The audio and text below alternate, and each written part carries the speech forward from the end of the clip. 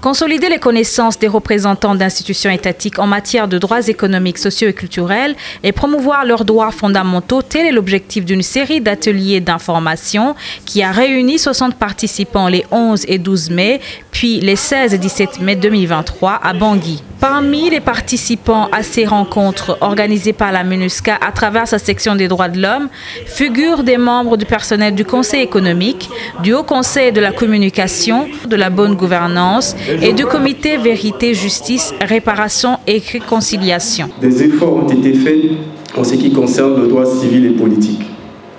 Mais beaucoup reste à faire pour ce qui est du droit économique, social et culturel. C'est pourquoi il paraît important de porter un intérêt particulier à la promotion des droits économiques, sociaux et culturels. Cette initiative a pour objectif de sensibiliser les participants aux droits économiques, sociaux et culturels qui sont essentiels pour le développement et le bien-être des personnes. Les droits économiques comprennent le droit au travail, à un bon niveau de vie, à l'éducation et à la sécurité sociale. La MINUSCA est déjà engagée au niveau de la division droits de l'homme dans l'accompagnement technique et financier de la mise en œuvre de certaines activités. Nous donnons par exemple, avec la haute autorité en charge de la bonne gouvernance, nous travaillons déjà sur la protection des minorités. La protection des minorités fait partie des droits économiques, sociaux et culturels. La MINUSCA joue un rôle important dans l'organisation de ces ateliers de renforcement de capacité des représentants des institutions républicaines en leur fournissant des informations et des connaissances approfondies sur les droits économiques, sociaux et culturels.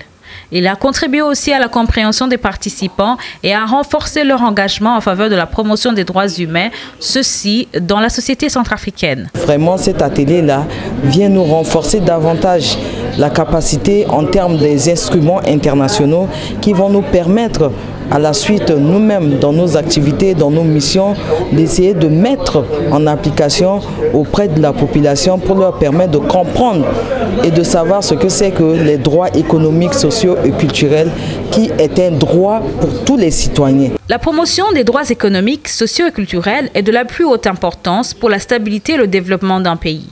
Lorsque ces droits sont respectés et protégés, les citoyens ont la possibilité de réaliser leur plein potentiel et contribuer de manière significative au développement économique et social de leur pays.